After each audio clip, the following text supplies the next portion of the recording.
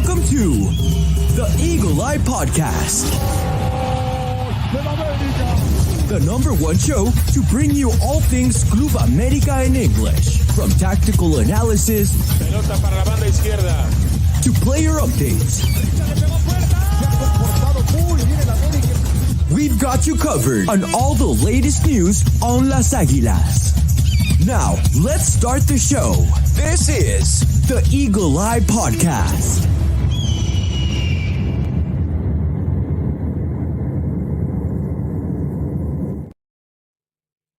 Hello, ladies and gentlemen, and welcome back to another episode of the Eagle Eye Podcast. Today, we're going to be recapping that loss against Pachuca, previewing the upcoming game against Mazatlan, talking everything going on in the world of Las Águilas del América, since today was quite a busy day. And yeah, we got plenty to talk about on today's episode. And joining me today to do so, talk all things América, is none other than my own beloved co-host, Chris Rivera. Chris, how are you, my friend? I'm good. Enjoying the rain. I know it's been very rainy on our side of the world. For some reasons, I have allergies. That's why I can't show my face, because for some reason I can't stop crying out of my left eye. I don't know why, but hey, I'm ready to talk about America. Chris, don't lie to us. You have been crying nonstop since America lost to Pachuca. It's okay. It's okay to tell the truth. You know what they say, bro? They're papachuca to us. Pachuca, yeah, absolutely. Well, we'll talk about that and as to why we lost to Pachuca, and I think it was one of those games where I think you could have walked away with a draw at least. It's unfortunate that America ended up losing the way that they did, with a couple of mistakes that led to that. But yeah. I mean, let's just get right into it. Pachuca, right? Coming into this one, we didn't really speak about it, but I don't know. I just had a feeling that this game was just not going to end well for us. I didn't necessarily think we're going to lose this game, but I just thought Pachuca away, Hidalgo, it feels like with America struggling the way that they have been in recent games, it just feels like it was all culminating for us to have one of those games where you're just like, yeah, we aren't firing at full cylinder.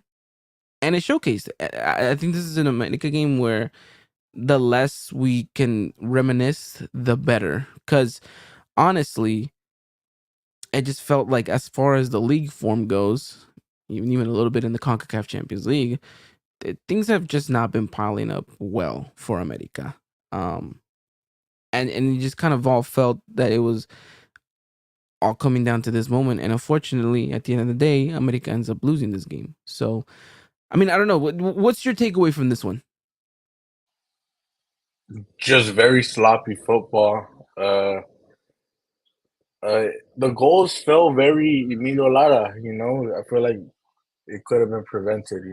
It's one of those things where you watch the game and it doesn't necessarily feel we were the worst team on the field, but we weren't the best either. It feels like we're just sleepwalking, and that's how all these games feel like. It's just we're sleepwalking, and it annoys me because there's moments where I do like what I see, and then we get to their side of the field, right, and nothing goes right, and it feels like we've been dealing with this for a while. Honestly, like I think the Liguilla, or at least the final against Tigres, I don't want to discredit us. I don't want to be one of those negative fans, right? But it does make you wonder, well, how does the game go if what was his name? Forgencio? Did I say his name right? The Tigres player? Fulgencio, Or yeah. Atlas player? If he doesn't get a red card, what happens? If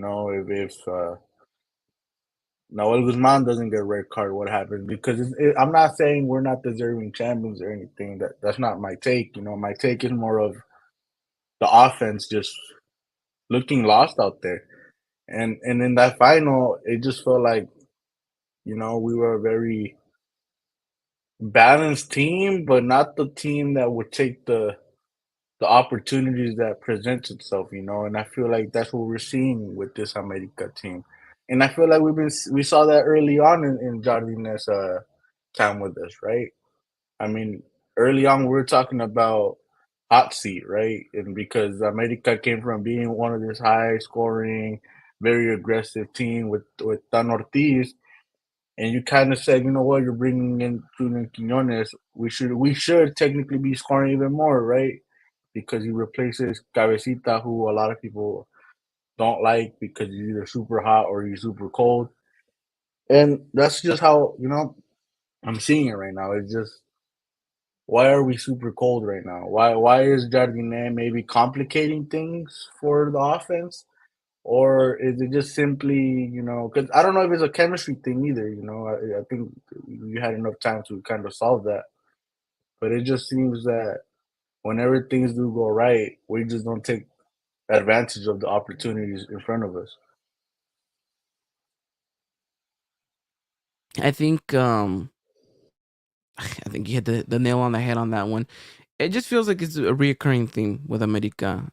Um and it's odd because we came from America doing so well in the latter half of last season, scoring goals after goals, kind of just getting themselves looking like prime Brazil, right? And that was the reoccurring joke in on America Twitter was this Jardinez side playing like prime Brazil, and it just seems that like you mentioned, it's a sleepwalking phase. America's in a slump. Like I've made this comparison or I made this analogy. I think a little bit too often now this season. It feels like America just can't get themselves out of third gear. Like they can get going and they just kind of stop or they halt themselves in a moment, and you just can't quite understand why. We have players that are capable of doing these things. We have players that are capable of carrying this team, and they're just not showing up. They feel like they're playing like, I don't know, at half, like at 50 or sometimes even 60% when we've seen them at 100. And I don't know how much this rotation has to do, and I don't know how much all these injuries play into a factor. We haven't really had a solid starting 11. Like, we haven't really had our best starting 11 since probably the game against what, Querétaro? And that's just kind of one of those things where you're just thinking, okay, like, we need to find some consistency here, and we just haven't been able to. Whether it's been because of injuries, because of players not playing well, or because of the fact that the manager just wants to rotate. Like there's just been a lot of inconsistencies with this America side, starting from the starting 11 that kind of trickles over to what we see on the pitch. And I think that's one of those things where you just have to understand, like, okay, what is really going on here? And I don't think we've had an answer. And I don't think we're going to get an answer because from the looks of it, Jardine, I think, came out to say that he's going to continue to rotate and that he's going to continue to try to get minutes for these players. And it's, on one hand, because of the fact that, he has all these injuries. And on the other hand, too, is that he wants to give minutes to all these players. And it just feels like we're experimenting when we really shouldn't need to be experimenting, Chris. And that's the frustrating part about it, right? Because what is the first thing that Emilio says after winning the 14th? I want to keep everyone here. We're gonna add. We're not gonna. If someone leaves, we're gonna bring in someone better, right? And I don't have an issue with rotations. Honestly, I think it's good to have rotations because I do think we have the quality to do that. But then you kind of have to judge it from a coaching standpoint. Well, why are we making things super complicated, right? I mean, we're in our group chat, and I'm sure everyone else is having these conversations with their friends, families, or randoms on social media. And you're talking about this player isn't doing this player is doing that, this and that. And how much of it is it on the player or is it on the coaching? Like if you're in front of goal and your first thought is to force a pass instead of shooting, who is that on? I remember Leagues Cup. We had this conversation. Where I think it was against. Honestly, I forgot who even played. I just know Columbus, right? Who was the first thing we faced in We played against St. Louis and we like mopped the floor with them, and then the game Columbus against whooped their St. butt. Louis, right? Yeah, The game against St. Louis. Remember, we said this game could have easily been 7-0 if we really wanted to. And I yep. remember there was parts of the game where it's like Quinones and Henry just kept on passing into each other inside the box, and no one decided to shoot. I don't know if you remember that, but it feels Hmm. like we're kind of in that situation, right? I sometimes I see two people inside the box, three people inside the box, and instead of going for that cross, hey, bro, I know we haven't had a a a, a person that scores headers like crazy, like fat minute. I can't even name. Maybe Viñas was the last person. I would probably say Oribe Peralta was the last person that we were comfortable saying we're winning those 50-50 balls, but we're not even trying that. I see Chicote or Sendejas on the wing or Kevin or whoever, and they see three people open, two people open. Maybe it's a contested ball. They just pass it back, and it just becomes a mess. And then so I think the conversation from us fans should be more on the coaching. I know we're gonna sit here and we're gonna bash players, and it's normal, right? But to me, I see a lot of things being overly complicated by coaching that we saw last year, and hopefully Jardines really sits back and says, you know what, I'm complicating it again. Let them do what they do individually, not force anything, and maybe we'll go back to the run that we had right after. I mean, who was it the first game that we had last year that we completely just said, "Oh, this is a different thing"? Was it Chivas, Cruz Azul? It was the I Chivas don't, game I don't know if because you after the remember. Chivas game, we Yeah, really went just on a run, on a rampage. Because that Cruz Azul game, remember that we won it, but we didn't look our best. yeah. So hopefully, there's a moment in this season because I'm still a believer in Jardine, but I do think sometimes coaches just get in their way, right? Where it's like we're gonna just pass, pass, pass, and the opportunity is always gonna present itself as long as we don't make errors. And sadly, there is players out there making errors, and we could sit here and highlight them as well, but let's not overcomplicate. That's my thing. Just not overcomplicate things. Let's do what we did last season. And maybe the rotation is the reason why you're complicating things because you kind of want to be safe. But there has to be a point where you just have to say, you know what, I have to go back to what I was already doing. I don't know if it's so much overcomplicating things because you mentioned let's let these players do what they do individually, but these players individually speaking haven't been performing well. I mean, one prime example is Cabecita, right? Someone that you think has been dying for minutes, but just doesn't seem like he's won any of them. I mean, you see right here, Ricardo puts it, Cabecita looks like he doesn't want to play for America anymore. He wants to go to MLS. And Miguel Meyer saying, "Yep, Cabecita was bad. He missed a low, that open low curling shot that he usually nails." So it's just, and not just a signal Cabecita, but I mean, Diego Valdez has been shockingly bad ever since the Liguilla. Like he has not found his form.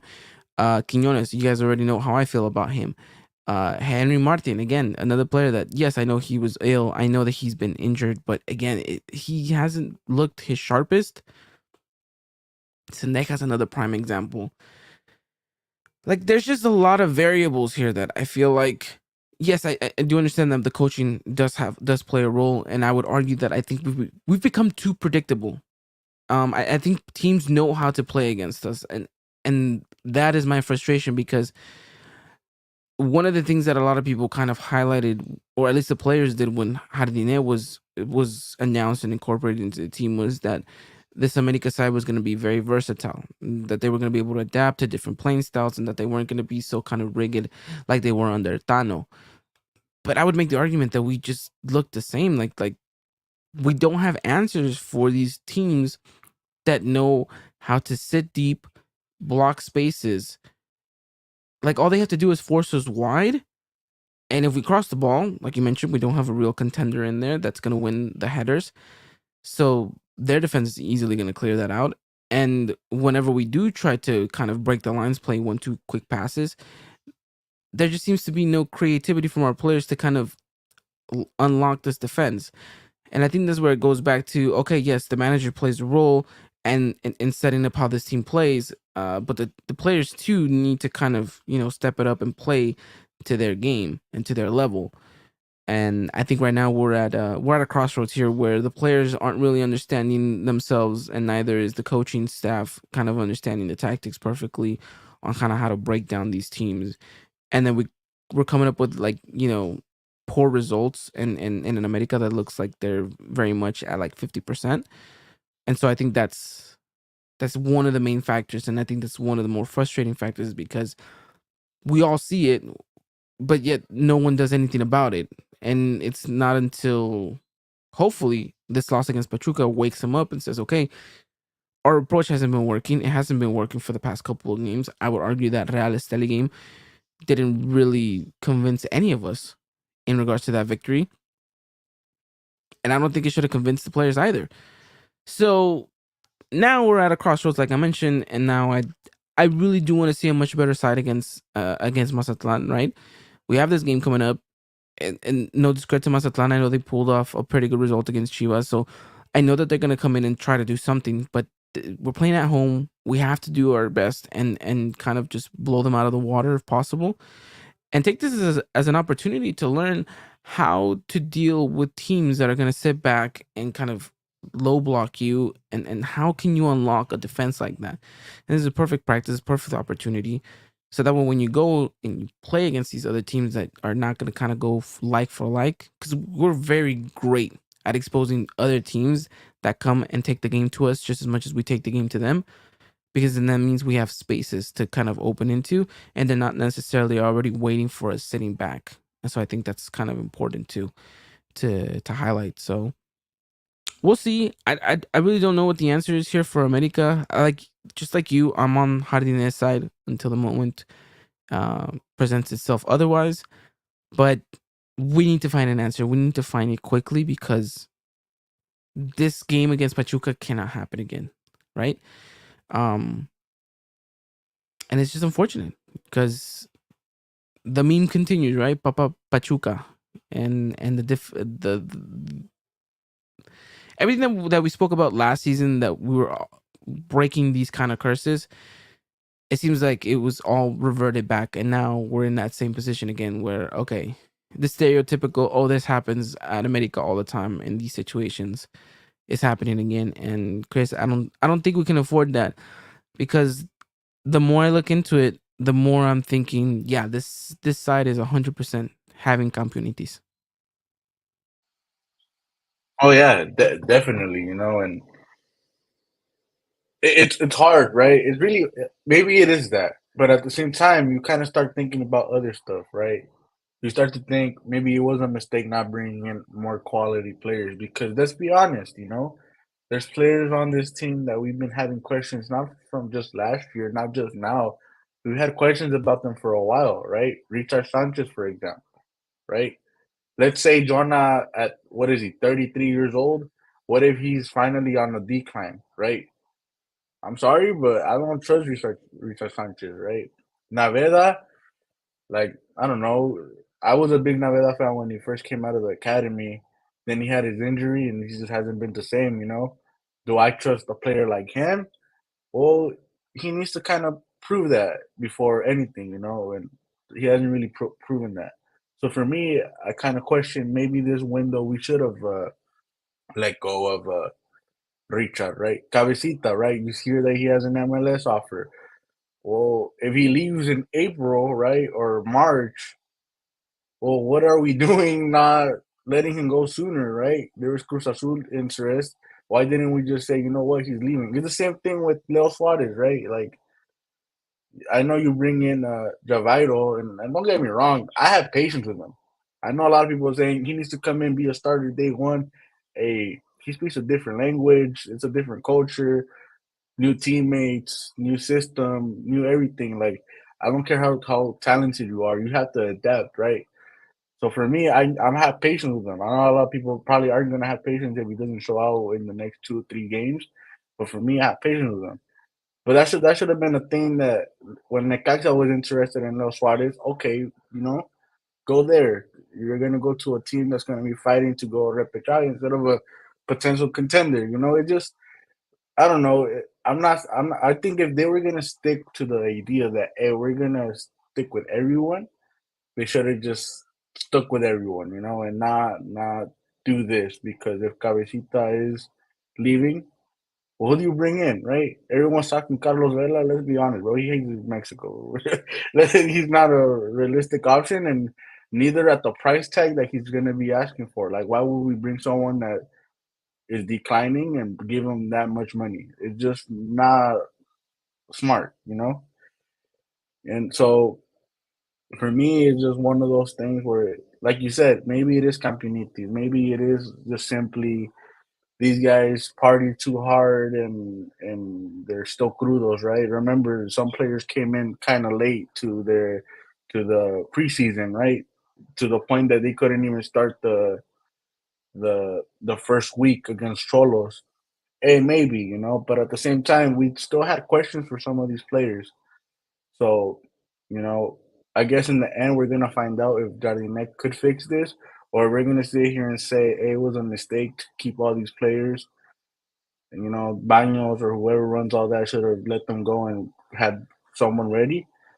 And maybe in the summer we do that. But right now, Jardinek is the one that has to really fix things.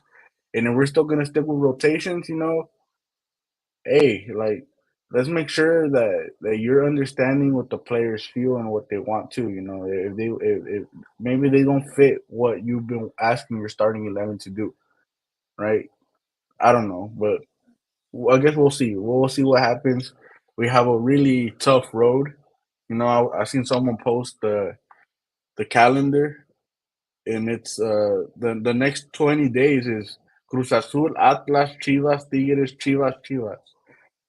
Hey, bro, Yeah, like it's not an easy tournament, and I mean an easy turnaround, and also it's a lot of games coming in a very short period of time. yeah. So and maybe the friendly against Cruz Azul is a good thing. You know, I don't know what is that before or after or during that No, stretch. that's after everything. Oh, never mind then. So, but either way, you know, like Jardine needs to just if your priority is CONCACAF, then you have to go all out. You know, you don't have to worry about anything else, right? Because they made it clear that that was their priority. And I think when you hear more of Harine, that is the priority because he said, right, the objective is to keep and to stay in the first top four spots of the league, and kind of hinting that okay, if we drop all the way to fourth, we're okay. Like that's kind of our safety net.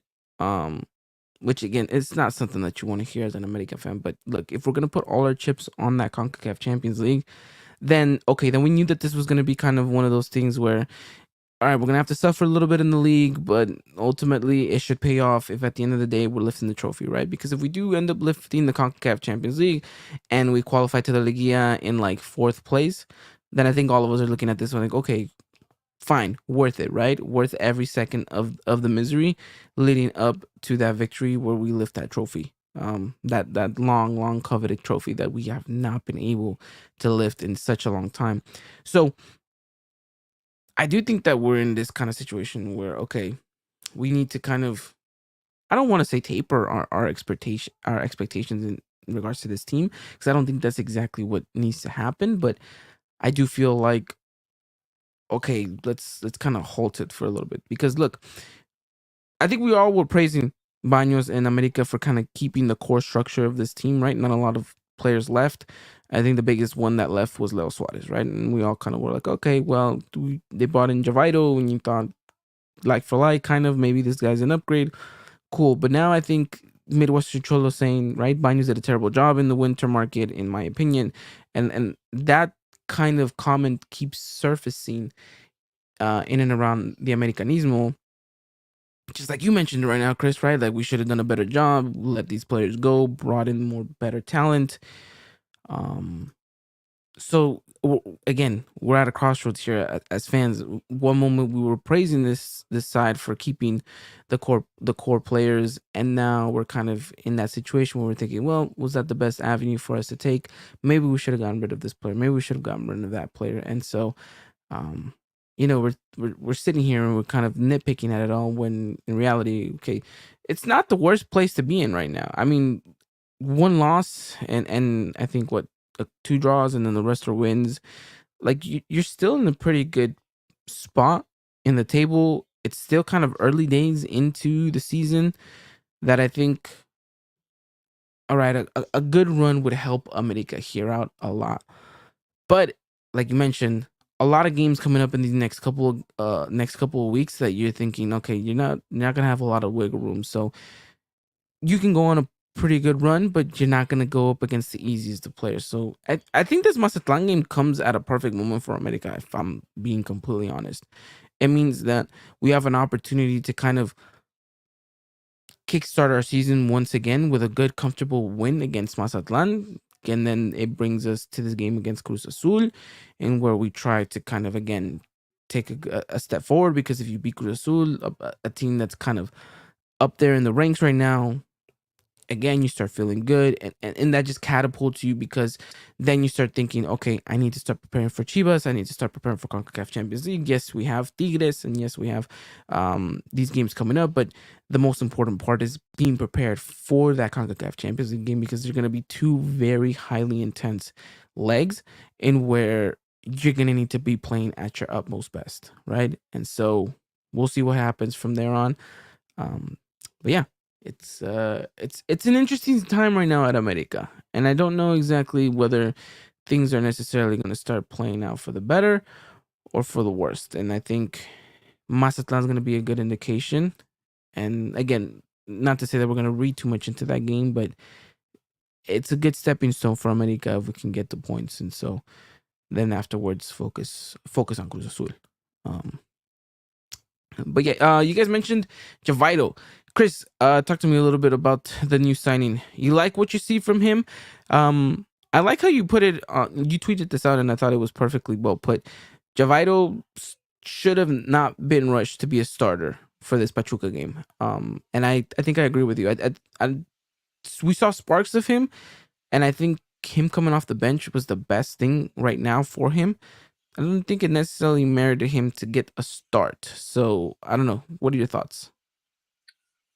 It's just he still needs to adapt. You know, it's a new team, it's a new country, it's a new team, it's new teammates. It's just I think people's expectations are super high on him. And don't get me wrong, bro. Like, I mean, as much as I'm a believer in Sendejas and I'm an apologist to an extent, right? Because I'll sit here and tell you, like, hey, what he does defensively and in the midfield is very key to a lot of things that people won't ever give any attacker credit for. With that being said, Javairo's super talented, and I do think that eventually he will start. But in this game against Pachuca, he looked lost. He looked like he didn't really know what to do. He'd get the ball and he'd lose it, and he really wouldn't track back either when he'd lose it.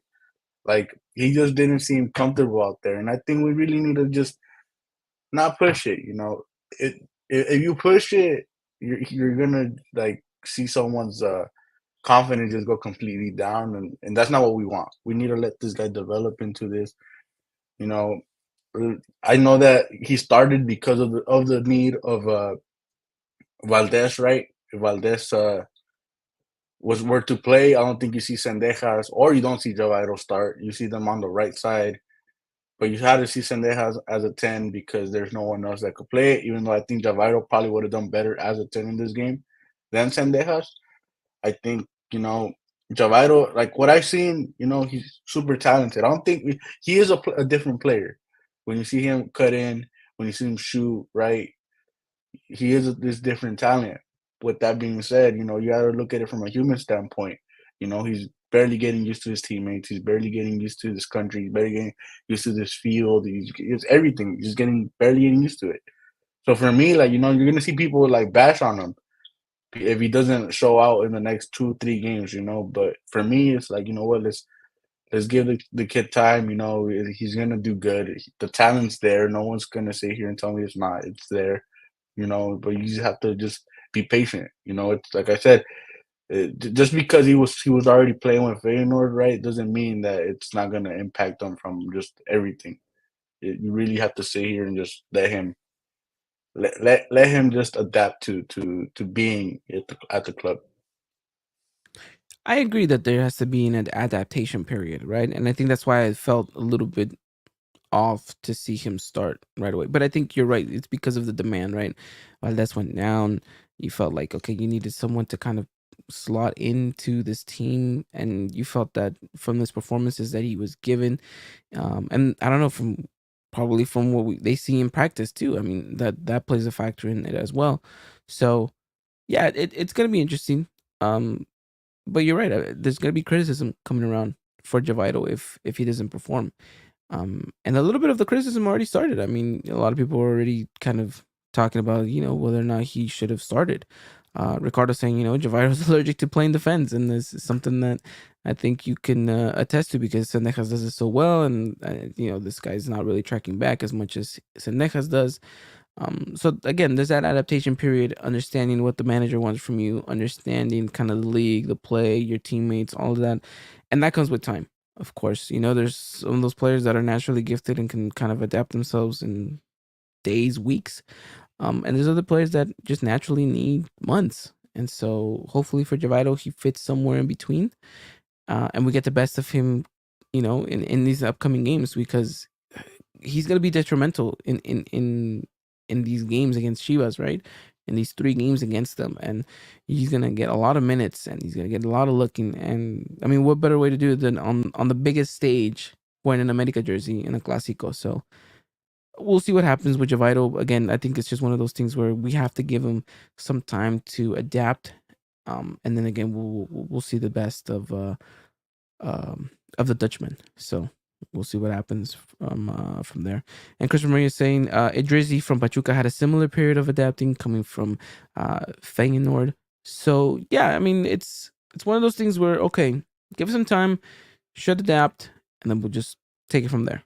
So we'll see what happens. But with that said, anything else to add on in regards to this loss against Pachuca, Chris? No, nothing. I think we covered everything. It was a tough loss. I think maybe we're not highlighting that it was a tough loss because they are a super young team. On paper, we probably should have done way better than when we did because of the fact that we are champions, the fact that we have veterans on the team, the fact that just the fact that they're young, and there's no discredit to them, but it's just one of those games where it happens. I will say this though. Israel Reyes should never play center back ever again with this club, and he should be a right back. And I know a lot of people are coming at Kevin Alvarez. Personally, I think Jardinet is not, or not. Maybe it's not Jardinet. Maybe just the staff overall. They didn't pay attention to Kevin Alvarez's injury because I don't know if you remember, but after the CONCACAF Champions League game, they said that they were going to let him rest a week, and they put him for this game. I don't know why. To me, you gotta same thing. If Israel Reyes is playing good as a right back, let him keep playing, right? If your starter is Kevin, cool, but you gotta let him rest. You gotta let him be healthy. Because in one of which goal was it?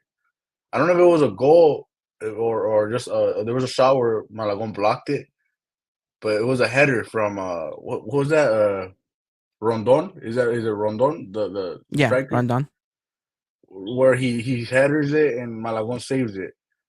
And right away, I said, you know what? If that was Ramon Juarez, he clears it because he beat Israel Reyes like Israel Reyes in front of him. There's no reason for Ramon to win that, but for whatever reason, he beat him, and then Israel Reyes, and Malagon blocked it. For me, Ramon Juarez should be if he's not starting, he needs to be the second option, and Israel Reyes should just stick to right back. I know a lot of people came at Kevin Alvarez, but I will look at it from a human standpoint and say, you know what, this guy's coming from a serious injury where he was injecting himself. He's rusty. A lot of people also said it. When he was in Pachuca, and there was always debates between him, Jorge Sanchez, and Julian Alvarez, right? I would always say, you know what, Araujo, my bad, not Alvarez. I was always pointing out, none of these guys could defend. I don't know why people would always hate on Jorge Sanchez, but to me, these other guys don't defend that well either, and we're kind of seeing it right now. He's not a great defender either, but let's also look at it from a human standpoint that he's coming from an injury. He was injecting himself from the pain. Like, hey, and the coaching staff needs to look at that and say, you know what, Rodriguez is doing good. We got rid of Lara for the same reason. The next guy up did a better job. Let's keep playing him, and it's not force things, because Because if we're forcing stuff and that's what causes these games, well, we're gonna just continue blaming the coaching staff for that. Yeah, absolutely. And I met Western Cholo saying he agrees with you, right? That worries him. Kevin injury is serious and it takes time to heal. So I do hope that America doesn't rush. And look, this hasn't been a trending factor for Jardine or his coaching staff. They never really rush players, right?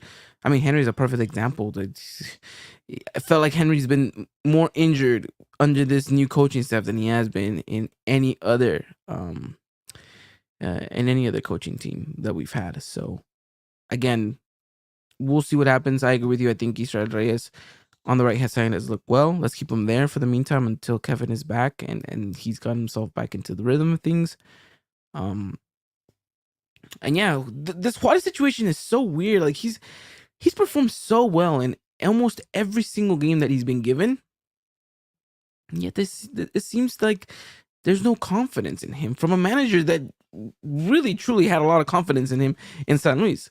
So again, it's baffling to say the least, but yeah, we'll see what happens. But yeah, a couple of mistakes, and unfortunately, America never really gets out of third gear, and that's why we end up losing against Papa Pachuca. So we'll hopefully try to revert that if and when we do see them again, either later down the road or probably next season. So we'll see what happens in that aspect. But okay, Chris. That is America versus Pachuca, or better said, Pachuca versus America. Terrible loss, 3 points dropped in that sense. And I guess we just gotta take our licking and keep on taking. So we'll see what happens moving forward for America. But all right, before we talk Mazatlan and everything else, let's talk about a little bit of club news. This is quite a big day for America today, as they have gone into the Mexican stock market. Twitter was going crazy. But before I get into that, I'm just going to be releasing the bonus trivia question that we have for today's podcast. So make sure if you guys haven't done so already, you guys go click on that. Answer the question and hopefully round up the points. Trivia is getting interesting at the top of the table. There is like a good 5-6 names that are going back to back with questions answered, bonus questions. So really just take advantage of all these opportunities to get as many points on the board. Help yourself climb the table and get ready for this Thursday, as we're going to be releasing the weekly trivia podcast over on our Twitter. So hopefully you guys are enjoying trivia. Again, this has been so much fun to do, and we can hopefully continue this for another month and a half as to when we get to April. So there it is, your guys' bonus question on the chat, and you guys can go click that link and go answer the question. And yeah. All right. Talking Club America news. Like I said, today, February 20th, was a big, huge day for America, as they officially have been listed in the Mexican stock market. And a lot of questions, a lot of false information on Twitter or on the internet. Chris, and I feel like a lot of America fans hear about this and they're just kind of like, okay, so what does this mean, or what is this all about? And because of all the questions and because of all the misinformation, we're actually going to have a very special edition of the Eagle Eye podcast, where we're going to sit down, we're going to talk in regards to the details as to what this means for America, what does this mean for you as a fan going forward. And there's just a lot of little intricacies that kind of need explaining, because there's a lot of misinformation that you find on the internet from sources that you would think are very much credible, but come to find out they really aren't. So we'll go into the details of it all, but I just kind of wanted to give people kind of an idea of what's going on with America and the Mexican stock market, and that way come Sunday when we record, we'll release the podcast on Monday, people can listen, have a better understanding, and kind of know where this team is going forward in regards to this financial new coming. And so yeah, I mean, first of all, I want to hear your take, Chris. What did you think about everything going on today in the world of Las Águilas del América? Seeing them in the stock markets, hearing all these numbers, hearing all these terms that you just don't necessarily hear on a regular Tuesday when it comes to America. I'm gonna be completely honest with you, brother. I'm completely ignorant when it comes to a lot of these things. Maybe like I'll know stuff, right? But it'll be like, oh, I didn't know I knew that. But for me, it's just more of the fan side of things, right? Where it's just like, man, like now we could compete with like these big signing players, right? Like maybe if this happened during the whole Sergio Ramos thing, maybe we do get it finalized, right? It becomes one of those things where it's just gonna be ran differently. Now it's gonna really depend on people's money, right? So like all the complaints that we had about Baños, like, hey, like now there's gonna be people coming at him saying like, hey, the product that you're giving us is making me lose money. Like, I need you to boost it up and stuff, or bring in better players. If I'm not mistaken, there's probably gonna be like a what is it, like a council that will say, like, suggest signings. I don't know if that's how it works. I'm sure we're gonna get into that on Sunday, but I don't know. I just look at it from that perspective. When it comes to like me putting money and all that, bro, I don't know. I'm scared. What if I get on the wrong the wrong website and Yeah. buy the wrong thing? Some Nigerian prince has all your has all Yeah, your money. yeah, yeah. See, No, like, yeah, but when it comes to all absolutely. that, like I said, I'm ignorant, but I have to just look at it from a fan standpoint. I'm excited. Now there's no really excuse for us to not finalize a big name, or maybe there'd be competition, but now it's like we can compete with your Saudi Arabias, I guess, or from that perspective. Yeah, I mean, from a fan perspective, this is very exciting. Like you should really look into this and be like, okay, like this is really good, right? Like exciting type of level where you're just like, all right, yes. Now, look, with these type of things, there's always uh, there's always going to be these kind of fluctuations as to what really is going on with America and their finances. So just to kind of give you guys a quick rundown, and we'll get into the more finer details of things this Sunday when we record, and you guys will be able to hear that on Monday. But so America is no longer under Televisa. Well, they are, but it's kind of a subsidiary kind of company. Now they're under the control of Oyamani, right? And guess who still owns Oyamani? Well, lo and behold, Escarraga. But America kind of falls into a bracket of different companies under Televisa with that name of Oyamani. So the stock that people are buying not necessarily just contains America. So when people are buying their stock, it's not necessarily, oh, I'm buying a piece of America. Technically, yes, but you're also buying a piece of the Estadio Azteca. You're also buying a piece of their casino, of their magazine distribution. So it's a bunch of companies put in together, and where, look, not all this money is necessarily going to be injected into America.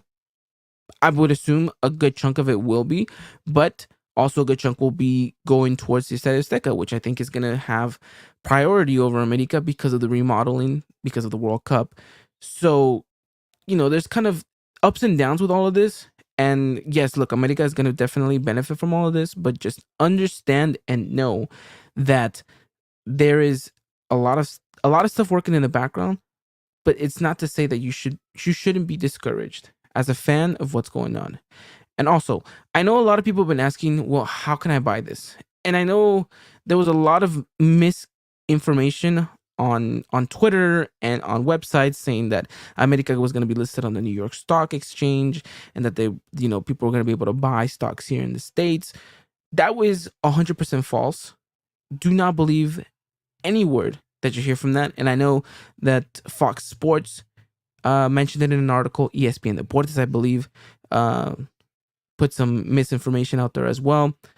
So really, and look, this is not to say that we know it all, but just follow our advice, at least as far as what we give you guys, present to you guys in information, and you guys will be up to date with everything. So if you do want to purchase stocks, it is possible to do it here in the United States. You're just going to have to go through a brokerage that offers international trading. And I know for some of you, you're saying, what does that even mean? But look, it's just a quick Google. Just type in brokerages that offer international trade, and you can just kind of go. It's simple. You just sign up, and then you're eventually able to purchase stocks. And let's talk about the number real quickly about America, because it actually debuted with some really, really big skyrocketing prices in regards to how it was trending. So when the stock market opened in Mexico at, what was it, 8:30 local time, 8:30 in the morning, America stock was at 11.50, right? 11 pesos basically. Um, as it transcended and as the hours came going by, it kept rising and rising and rising and rised up to upwards of 160%. At one point, the highest price I think was 34.50 actually. So 34 pesos and 50 cents. That was the highest that it traded at. And a total of 4,109 sale volume, which basically means it got traded 4,109 times. So, look, it was a good opening day for America in the stock market. It was pretty decent. I expect the stocks to kind of mediate and level out. And the way these things are going to be working going forward is, okay, the results on how America is doing are going to correlate with the price. And the more and the better that America does, the higher the stock is going to be, meaning when people are going to go in and invest, they buy it at a higher price range, right? If the results aren't coming in, and like you mentioned, Chris, if what America is doing isn't generating revenue, isn't really kind of making them stand out in a positive light, then the stock's going to drop, meaning less money is going to be kind of pumped into America when eventually more people trade the stock, when more people buying into it and all that good stuff. So it has its ups and its downs, but know that this is an added stream of revenue for America, meaning that they're still going to depend on all these other forms of revenue, right? Ticket sales, sponsors, merchandise, player sales, all that good stuff. But now this stock market, now this avenue of being listed on the stock market means that there is now an extra sum of cash that's going to be flowing into America that you mentioned, Chris, is going to help America compete with these bigger names, with these bigger clubs, to kind of attract these bigger names. And so the era of bombazos could be back in a kind of a nutshell. So, I mean, we'll see. We'll absolutely see. And yeah, we'll see what's going on. Like I mentioned, we're gonna go into detail. We're gonna go in depth with a very special episode that we're gonna drop on Monday, and you guys are gonna have hopefully all your questions answered. And if you guys have any questions whatsoever, tweet us, DM us, and we'll do our best to answer it to the best of our abilities. And again, yeah, a promising day for America at the stock market. They had a whole kind of event at the Mexican stock market. They took pictures, threw confetti. I thought it was the craziest thing. I've never really expected them to have quite the party that they did. But yeah, the shares are looking good. People are buying them. It's trading at a very good price for a beginning stock. And yeah, Chris, what more can we say? Who would have thought? Who would have thought that we would have been talking about all this, right? Yeah, I no, remember when absolutely. Necaxa brought out their crypto characters or whatever the hell Yeah, the it was. NFTs. Yeah. Yeah, their NFTs. Like hopefully we don't go that route, but No, I don't. I don't think we would. It's not a. It's not a smart choice to go down that route right now with how flimsy NFTs have been in the past year or so. But I just want to mention Midwestern Cholo saying Fidelity, Charles Schwab, and TD Ameritrade Trade are some good options to use. So those are some brokerages that you guys can use to try and acquire some stocks for America. I personally am using Fidelity. What I will tell you guys this right now, for those of you who want to use Fidelity, give them at least 24 hours, or hopefully by the time you guys are listening to this, it's been all sorted out. I was on the phone with them this morning trying to acquire the stock. It is kind of in their system to pull up, but it isn't necessarily available for purchase. So they submitted a ticket in. Hopefully it's all been sorted out. So by the time that you guys are listening to this and trying to go through the Fidelity route, that stock is going to be available for you guys to purchase, and you guys can now own a piece of America and a couple of other things like the Estadio Azteca, the casino, and all this other stuff. But of course, the stock is under the name Águilas, so it's kind of marketed and kind of pushed towards Americanistas because again, America is going to be the one that benefits mostly out of this because that's honestly what the most of the money is going to be used for once the Estadio Azteca is kind of finalized and done with. So yeah, should be fun, should be interesting. And Ricardo saying Haaland to America confirmed by the Eagle Eye podcast. I don't know if we can necessarily confirm it, but I think it's we'll give it a good 90% chance of happening. How about that? 90% with a 10% chance of it falling through, Chris. Hey, what happened with the whole percent thing that you and Christian were talking about last time? Yeah. Yeah, with That's all I'm gonna say. Yeah, absolutely, with the 2% chance that Fidalgo stays, and he ended up staying. So it's we'll see what happens. But yeah, big day again for America in the stock market, and yeah, I mean, other news we have in regards to America. You mentioned it. We do have a friendly coming up against Cruz Azul. So hashtag Tour Aguila is back here in the United States. For those of you who live in Southern California, like me, myself, and Chris, America is going to be coming down to Dignity Health Sports Park, the home of the LA Galaxy, and that's going to be on March 28th. And we'll be there to talk and cover the America game. So if you guys have a chance, tickets are on sale, I believe, already to the general public. So you guys can go purchase that either via Ticketmaster or Ticketon. No, not Ticketmaster. Excuse me, ANX or AXE. What is it, Chris? I always mess that one up. I think it is ANX, right?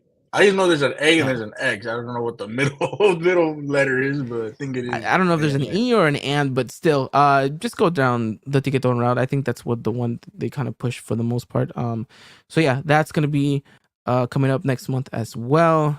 Obviously, the international break is why America is doing all of this, but still nice to see that they're going to be coming back here to the States. Nice to see that they're going to be coming to our backyard, and hopefully a handful of you guys can go out there. We can see you guys, say hello and all that good stuff. And yeah, that's as far as what I have in regards to news for America. Do you have anything else, Chris? I'm not sure we got to talk about the whole Cabecita thing.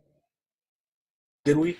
No, I don't think we've been able to. Obviously, right, the rumor is that two MLS sides, unnamed MLS sides, I don't know if they've been named at the moment. I haven't really seen anything.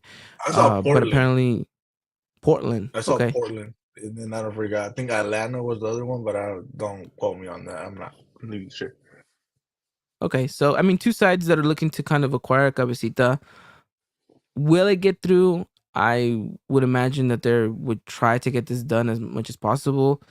Edgar saying Portland and Dallas. Portland and Dallas were the two teams. So you got Portland right, Chris. Edgar, yeah. Thank you for correcting us there. Look, I don't know if this is going to go through. It's a big... I would say it's a huge loss on us because as far as depth goes, he's a big piece. But I think Christian would argue that there isn't, he hasn't really performed to the America standard. So, I mean, I don't know. Ricardo says it, right? Cabecita wants out. You know, he's kind of playing in that sense. And, you know, I don't know. Do we part ways with him or not? It's going to be interesting. I mean, if the offer is there and it's a good offer, take it. I mean, the only unfortunate side is you don't really have a window to bring in anyone. Because your window is technically closed, so the only viable option would be a free agent. And Chris, I don't know any good free agent available at the moment that has not been picked up that could come to America. I looked through the list, bro, and I mean, if you're gonna bring someone from outside, right? You're gonna kind of have to wait for them to develop as well, right? To get adapted into the league. And like I said, Carlos Vela, you look at him. You're always gonna look at the name Carlos Vela because of just what Mexicans have done with his name, right? He's our savior, in 2014, we would have won the World Cup if he would have not been rejecting Mexico. Yeah. We just painted give Carlos Vela as something I think that he isn't. With that being said, I look at the list of free agents, and he probably is the best player, or at least the player that will probably adapt the fastest. And I don't know, man. I mean, you and I have talked about salaries before, right? We get into these conversations about salaries. Can we afford it? Can we not? Well, how old is Carlos? Like 34, 33. You're going to be paying 2 million, 3 million a year for a player that's 33 that isn't going to come in starting. He might want to, but he'd probably give you a half, a really good half, and just not be good anywhere else, right? Which reminds me of like the old Cuauhtemoc days, right? I don't know if you remember that when he'd only play like a half and he'd give you like the best half ever, but you had to sub him out in the second Yeah, half. you had to take advantage of it, or else it wasn't gonna end Yeah. well. And that's how it feels like right now with Carlos Vela. To me, it's just, I don't know. Like, I understand the Cabecita slander. Like I said earlier, he's a player that when he's cold, he's really cold, and when he's hot, he's really hot. But I don't know, man. To me, tell them, hey, bro, like their season starts late. You go join them later on. Because what Jardinez said was Cabecita wants to stay, but he has a million thoughts going through his head right now. And I'm pretty sure when he means a million thoughts, he's talking about millions being offered to him, and I don't Yeah. necessarily blame him either.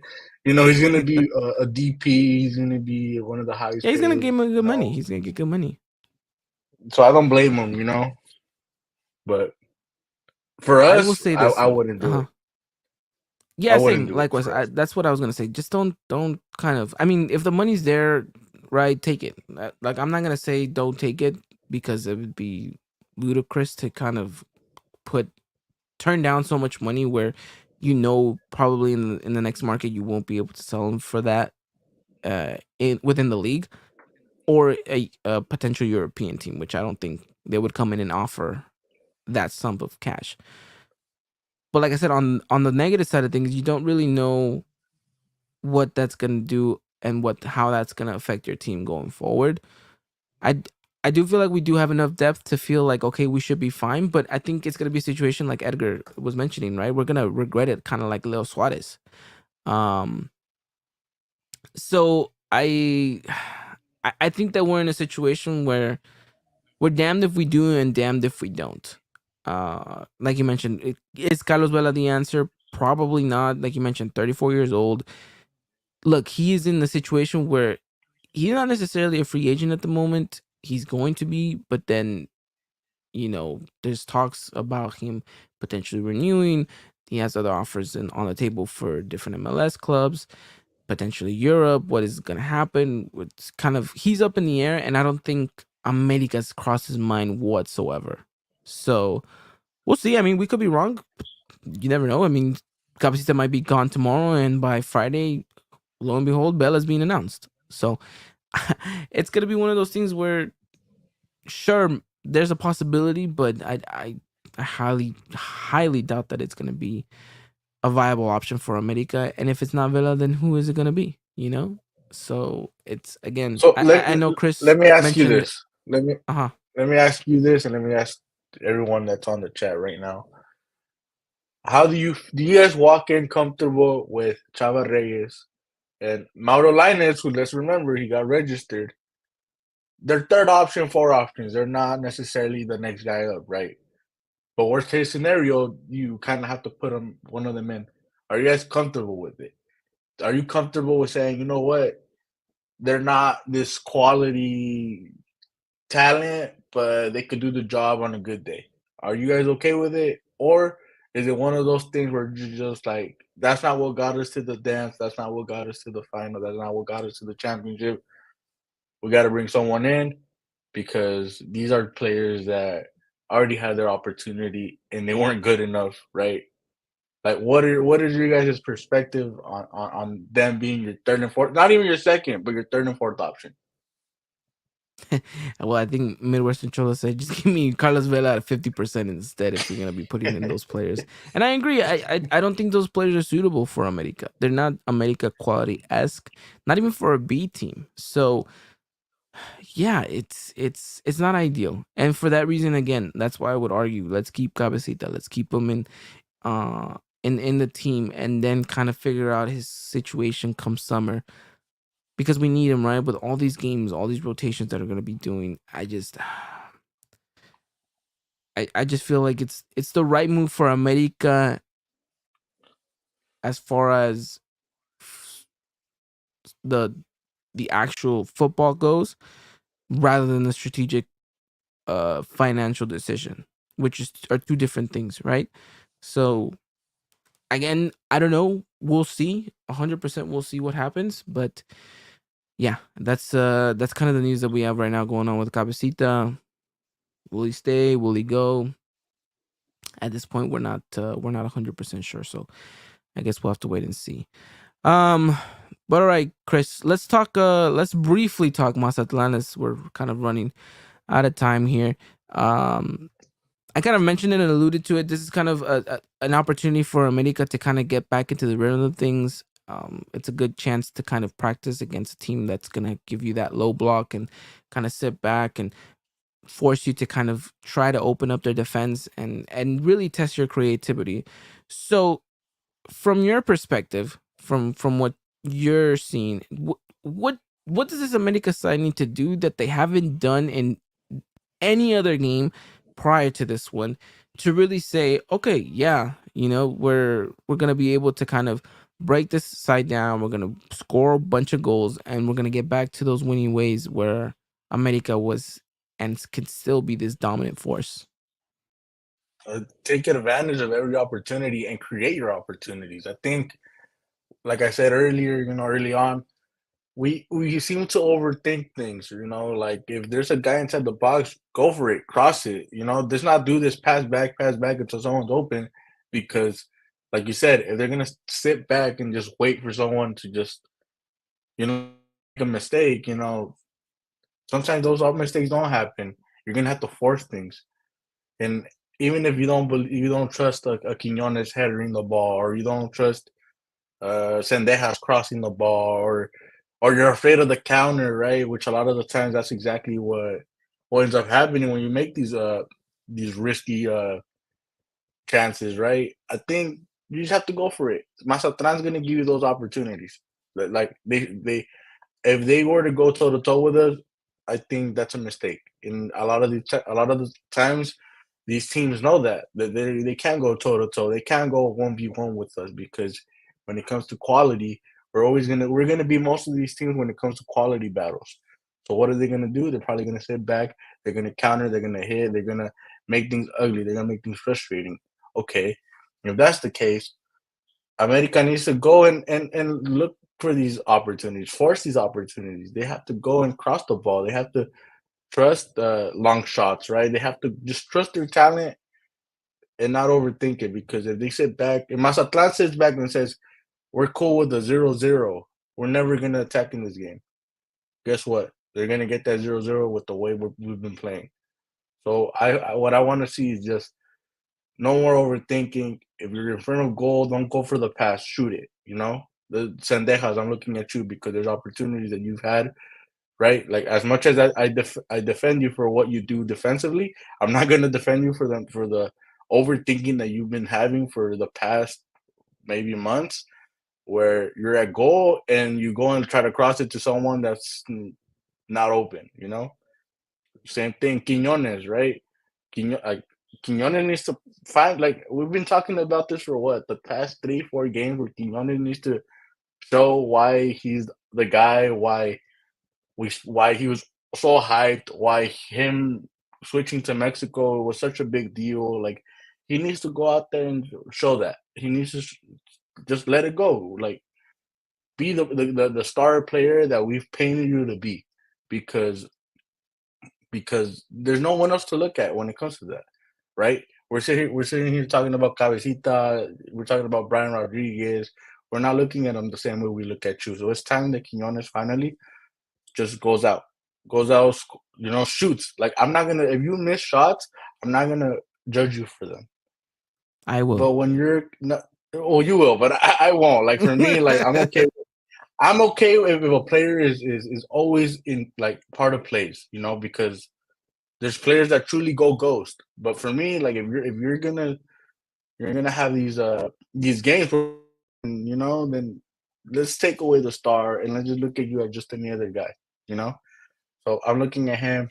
It's gonna be tough to see if there's rotations or not, but that's the key to win. Just take advantage of everything and force things. I agree with you, and I'll piggyback off what you said. You said a word that I think is crucial for the America side come tomorrow. Risk, right? Risk. Take more risks. Take more chances. Take players on. Put yourselves in positions where you have to do that 1v1 situation, or else you're going to lose the ball and then they're going to get the counter. I want to see what these players are capable of doing. You're wearing an America jersey. I expect you to be able to juke at least one player on the defensive side of any team, right? Because that's who you are. You should be capable of doing that. And so you're right. A player like Sendejas, right, which we often see that he had flair. He had opportunities to take players on, and just he shies away from these chances. And I think that's the most frustrating thing about it is you need to take more risk. You need to take more chances. I'm not necessarily saying that those risks have to necessarily accumulate to shots, but they have to be in situations in where you're taking on a player, you're beating a player. Yeah, I understand that you're not always going to be coming out on top in these situations, but I do want to see that effort that, okay, you're running at the defender, you're kind of putting them on their toes and kind of throwing them off balance, and then easily breaking down a defense, because once that defense that's sitting so deep, once one player gets beaten, then the rest have to scramble to cover the space. And guess what? Now you have two players open in the box, and boom, an opportunity for you to score a goal. So I agree with you, Chris. Risk is important. Taking more risks, more chances at kind of running at defenders, and hopefully, things kind of pan out for America in that sense. And as far as Quinones goes, yes, look, I know I bash on him a lot, but he can easily kind of turn it all around and be the poster child of this America side. He can be the face of this America side. And that's huge, coming from the fact that we know that Henry right now is the face of America, knowing that Diego Valdez in his moment could be the face of America, but Quinones himself, he can be the poster child for this team. And so I do hope that he can find that rhythm, find that form. And I mentioned it week after week. I want to see that Quinones from Atlas. I want to see that Quinones that takes on players, that does these wildly crazy things, that gets you hyped.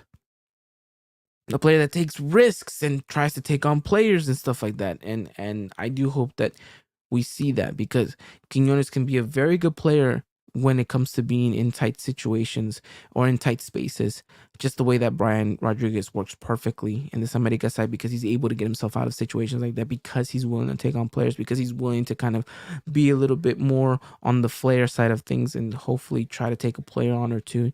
So I want to see that more from America. I want to see opportunities and chances taken from your Quinones, from your Fidalgos, from your Diego Valdez, who is not going to be in the starting 11, but I would assume get some minutes to try to get him in form and ready for the game against Cruz Azul.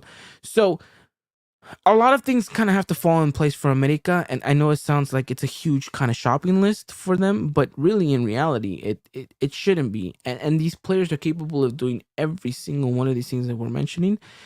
It's just the fact that they're not doing it is what's costing us right now. And so I do hope that as America progresses in the game, they manage it properly. Obviously, we know we're a side that we like to hold on to the ball possession, that we'd like to play kind of these 1-2 passes. And so do that, but elevate your game, right? Finally get it at third gear, hit it into fourth, and start scoring goals, start looking like that more well-rounded side. I would hate for this game to end 2-0, for America to walk away with these 3 points and be like, well, it's another one of those situations where we scored early on, never really had an answer, and then like after the 75th, 80th minute, we find ourselves another goal and just kind of call it a day. Like, I want to see an America side that is consistently kind of going at Mazatlan, stepping on their throat, taking chances after chances after chances. You remember last season? We beat them 6-0 at our home.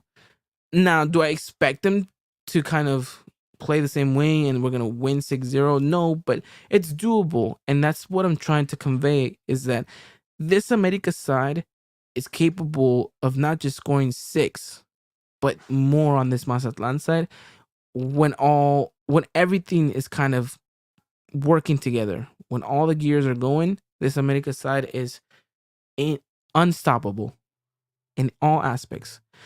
So Edgar's asking, is this a home or an away game? It's a home game. So the game's going to be at 7 p.m. Pacific time, 9 Central, 10 Eastern. It's going to be played at the Estadio Azteca, Chris. Funny enough. When are we going to be out of the Estadio Azteca? I am not too sure. Look, every week we hear something different. So at the moment, let's just enjoy the fact that America is going to be playing at the Azteca. So let's see what happens, Chris. Absolutely excited for tomorrow's game, and hopefully it's a good one for us. Yeah, yeah. Hopefully it's a good one, and hopefully we find that spark, man. Because, like I said earlier, like we can't be sleepwalking in these games anymore. Because that's what it looks like, man. It looks like we're there, but not there, and we have too much quality in individual players to continuously just look asleep. You know, it's a I agree. weekday game. A lot of the times, that's how games look like, right? During the weekdays. But hey, you know, hopefully we walk away with a comfortable win.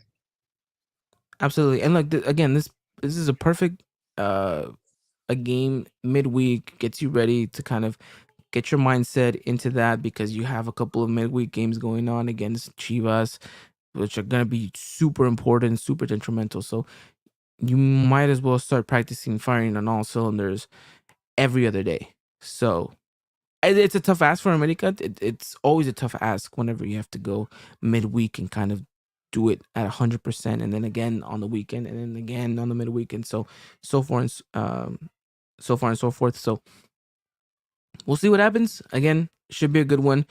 And yeah, let's see what happens. Ricardo saying Mazatlan will crumble 4-0, book it. So Ricardo very confident in that one. He's also saying Ivan has a baby bathtub in the background. I do actually. We just showered him. So we just kind of threw it back there, just kind of in the mix of it all, so you guys can enjoy my son's bathtub right there, and we'll get that all sorted out for next week's podcast. But give me your prediction, Chris, for the game on tomorrow. I'm going 2-1.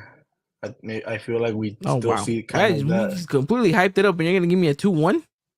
Or look, what I want them to do and what I kind of expect are two different things, right? I do think we're gonna see kind of that slump, you know, that sleepwalking. I don't think. I think we see a different team against Cruz Azul. That's where I'm more hopeful for, because I think stylistically that's a team that's gonna kind of force you to wake up, just with the way Cruz Azul is playing.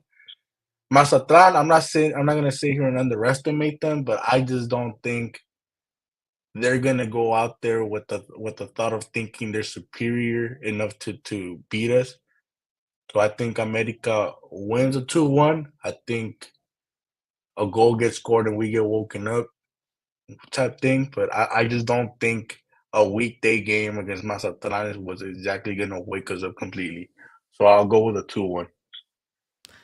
All right. Well, you make a compelling argument. We'll see whether or not. I'm a little bit more optimistic here, which is kind of a rare thing for me to say. And I do think that the America side is capable of kind of besting Mazatlan and finding that spark again. And look, I know that it's gonna come with rotations, but I don't know. I sense that something's finally gonna click for this side, and hopefully it means that America walks away with not just the 3 points, but a very compelling win that will kind of push us and edges onto the game against Cruz Azul, and where we're all gonna be like, okay, we're finally starting to see America kick into gear, which is gonna be important because that Cruz Azul game is not gonna be easy. So we'll see what happens. Chris Ramirez saying 3-1, lock it in. So locking in all our scores here. I'm going 3-0. I'm going optimistic. I think we're capable of we're capable of scoring goals, looking good, and I'll just leave it at that. America 3, Mazatlan 0. Let's hopefully get a good result and then kind of keep it going, because like I mentioned, the games come thick and fast for America, so we'll see what happens. But yeah, like I mentioned, that game's gonna be on TUDN and Uni.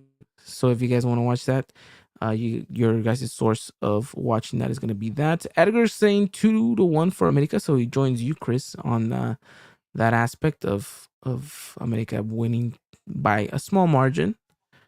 So we'll see what happens there. Anything else to add on before we wrap it up here?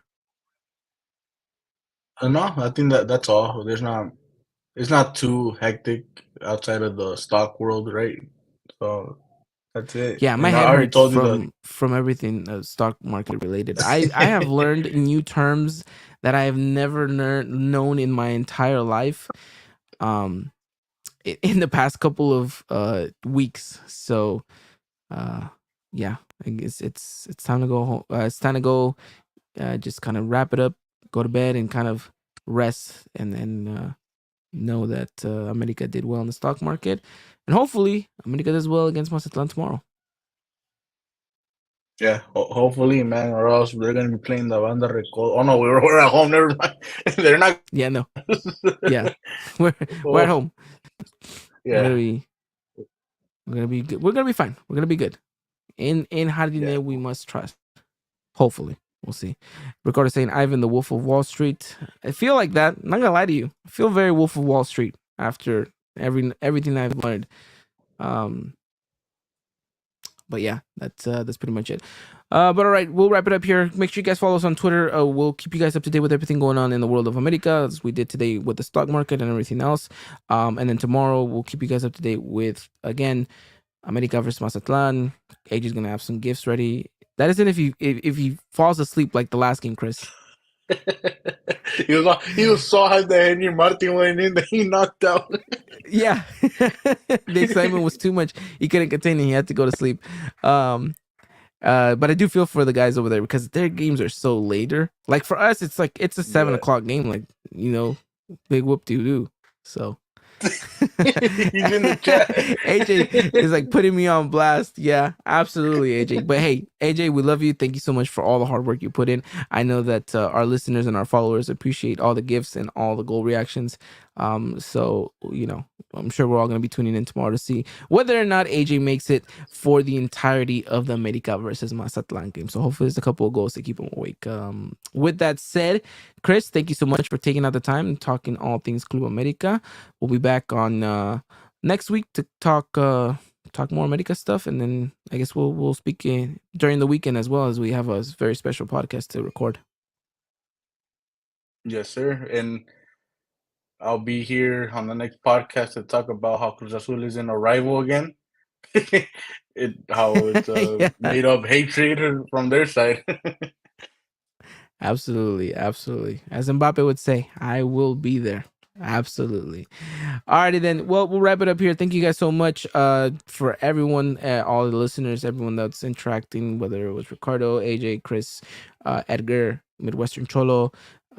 Thank you so much to all of you guys. If I'm missing anyone, my apologies. Miguel Myers as well.